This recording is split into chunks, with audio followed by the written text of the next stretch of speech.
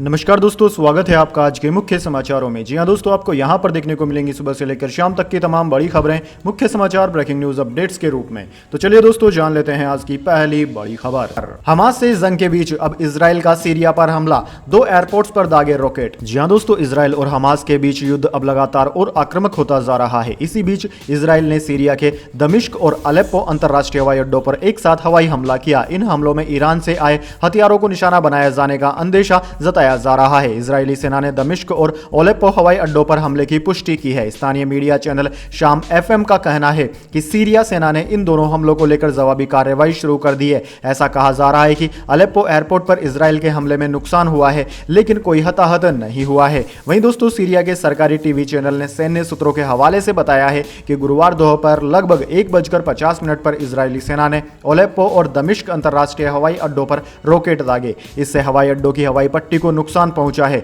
यह हमला गाजा में इजराइल के अपराध से दुनिया का ध्यान भटकाने का प्रयास है। इसके बाद दोस्तों, अगली बड़ी खबर। मोदी ने कैलाश दर्शन किए, यहां जाने वाले पहले प्रधानमंत्री। बोले, पिछली सरकारों को बॉर्डर पर जाने से डर लगता था, आज का भारत डरी हुई सोच से आगे बढ़ा है। जी हां दोस्तों, प्रधानमंत्री मोदी ने गुरुवार को एक दिन का उत्तराखंड का दौरा किया। यहां उन्होंने सबसे पहले पिथौरागढ़ में कैलाश व्यू पॉइंट से आदि कैलाश के दर्शन किए। फिर भारत चीन सीमा से सटे गुंजी गांव गए। बाद में अल्मोड़ा में जागेश्वर धाम पर माथा टेका। दिन के अंत में पीएम ने पिथौरागढ़ में एक जनसभा को संबोधित करते हुए कहा कि हमने सीमावर्ती गांवों को अंतिम नहीं बल्कि देश के पहले गांव के रूप में विकसित करना शुरू किया है। वाइब्रेंट विलेज प्रोग्राम के तहत ऐसे ही सीमावर्ती गांवों का विकास किया जा रहा है। यह काम पहले की सरकारों द्वारा भी किया जा सकता था, लेकिन पहले की सरकारों ने इस डर से बॉर्डर एरिया का विकास नहीं किया कि कहीं दुश्मन इसका फायदा उठाकर अंदर ना आ जाए। आज का नया भारत पहले की सरकारों की इस डरी हुई सोच को पीछे छोड़कर आगे बढ़ रहा है। इसके बाद दोस्तों, अगली बड़ी खबर। प्रियंका गांधी बोली, एमपी में छात्रों को हर महीने पैसे देंगे। 8वीं तक 500, 10वीं तक 1000, 12वीं तक के बच्चों को 1500 रुपए। जी हां दोस्तों, कांग्रेस महासचिव प्रियंका गांधी ने बड़ा ऐलान किया है। उन्होंने कहा है कि एमपी में सरकार बनी तो बच्चों की शिक्षा पहले से 12वीं तक फ्री दी जाएगी। इसका नाम पढ़ो और पढ़ाओ योजना होगा। कक्षा 1 से 8 तक बच्चों को 500, 9वीं से 10वीं तक 1000 दिए जाएंगे। 11वीं से 12वीं तक हर महीने 1500 मिलेंगे। प्रियंका गांधी ने गुरुवार यानी कि 12 अक्टूबर को मंडला जिले के रामनगर में जन आक्रोश रैली को संबोधित किया था। उन्होंने यहां कहा कि मध्य प्रदेश में भाजपा की 225 महीने से सरकार है, 250 घोटाले हैं। कांग्रेस की जन आक्रोश यात्रा को संबोधित करते हुए उन्होंने आगे कहा कि प्रदेश में आदिवासियों पर जो अत्याचार हो रहे हैं उसका कोई मुकाबला नहीं है। भाजपा की सरकार के लोग लूट में व्यस्त हैं। उन्होंने आगे कहा कि इतने घोटाले, अब सरकार बदलने का समय आ गया है। एमपी में भाजपा की 225 महीने से सरकार है, लेकिन अब वक्त है इस सरकार को पलटने का। इसके बाद दोस्तों, अगली बड़ी खबर। सऊदी क्राउन प्रिंस की ईरानी राष्ट्रपति से फोन पर बात, फिलिस्तीनियों के खिलाफ वॉर क्राइम रोकने पर सहमति बनी। समझौते के बाद पहली बात।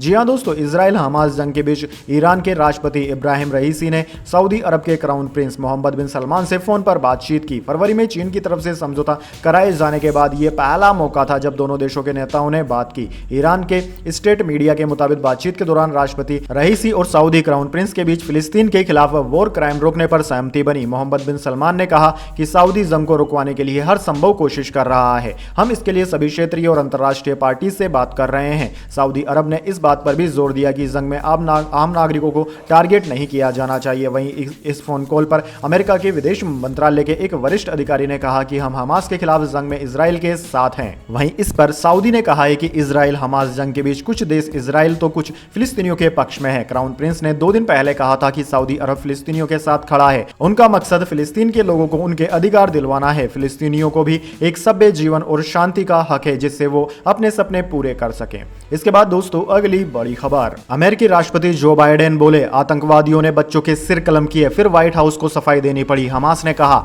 अफवाहें फैलाना बंद करें। जी हां दोस्तों, अमेरिका में बुधवार को राष्ट्रपति जो बाइडेन हमास इजराइल जंग पर भाषण दे रहे थे। इस दौरान उन्होंने कहा कि इजराइल पर हमास का हमला पूरी तरह से क्रूरता का काम है। मैंने कभी नहीं सोचा था कि मैं आतंकवादियों को बच्चों के सिर कलम करते हुए देखूंगा। बाइडेन के इस बयान पर व्हाइट हाउस को सफाई देनी पड़ी। व्हाइट हाउस ने बीबीसी से कहा कि बाइडेन ने ऐसी कोई तस्वीर नहीं देखी है। उन्होंने ये बात इजरायली रिपोर्ट के हवाले से कही। ये कौन सी रिपोर्ट है, इसके बारे में व्हाइट हाउस ने कोई जानकारी नहीं दी है। दरअसल दोस्तों, 7 अक्टूबर को शुरू हुई हमास इजराइल जंग के बाद कई मीडिया रिपोर्ट्स में दावा किया जा रहा था कि हमास ने कई इजरायली बच्चों के सिर कलम कर दिए हैं। हालांकि इजराइल ने इसकी पुष्टि नहीं की। इन रिपोर्ट्स पर हमास ने भी बयान जारी किया है। वहीं दोस्तों, हमास ने मजबूती से बच्चों को मारने के बाइडेन के दावे को खारिज कर दिया। हमास के प्रवक्ता प्रवक्ता गाजी हामद ने कहा है कि हमें एक ऐसी तस्वीर दिखा दी है जिसमें हमने औरतों और बच्चों को मारा है। हम आम नागरिकों को नहीं मारते। ये पश्चिमी देशों और उनकी मीडिया का फैलाया प्रोपेगेंडा है।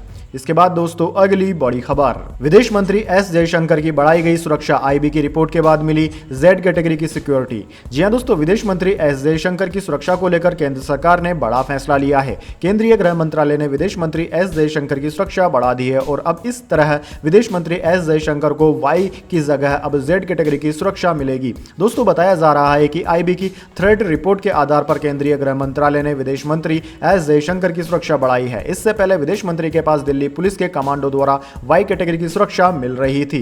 समाचार एजेंसी पीटीआई के मुताबिक सूत्रों की माने तो केंद्रीय गृह मंत्रालय ने केंद्रीय रिजर्व पुलिस बल सीआरपीएफ को एस जयशंकर की सुरक्षा का प्रभार लेने के लिए कहा है, जो वर्तमान में दिल्ली पुलिस द्वारा प्रदान किया जाता है। 68 वर्षीय विदेश मंत्री एस जयशंकर की सुरक्षा वाई श्रेणी के सुरक्षा घेरे में दिल्ली पुलिस की एक सशस्त्र टीम कर रही थी, लेकिन अब इसे बदलकर जेड श्रेणी में कर दिया गया है।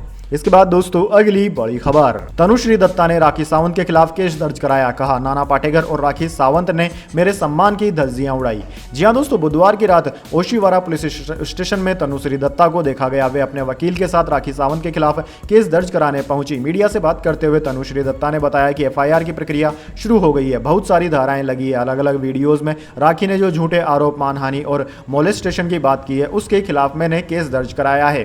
तनुश्री दत्ता ने यह भी बताया कि मुंबई पुलिस राखी सावंत के खिलाफ जरूर एक्शन लेगी। उन्होंने कहा कि यह मुद्दा 2008 से शुरू हुआ था। फिल्म हॉर्न ओके प्लीज से रिप्लेस हो जाने की वजह से राखी को मुझसे दिक्कत हो रही थी। फिर बाद में मेरे साथ कंट्रोवर्सी करके प्रोड्यूसर ने राखी को वापस लिया। प्रोड्यूसर ने मेरे सारे चेक भी बाउंस कर दिए। मैं यही कहूंगी कि इस तरह के गलत काम प्रोड्यूसर को नहीं करने चाहिए। उस वक्त मेरा एक नाम था, मैंने अच्छी फिल्में की थी। फिल्म आशिक बनाया आपने हिट भी रही थी। ऐसे में अगर वो गाना रिलीज हो जाता तो मुझे भी आगे काम मिलता, प्रोड्यूसर के लिए भी अच्छा रहता। पिक्चर की वजह से मुझे बहुत इमोशनल ड्रामा झेलना पड़ा।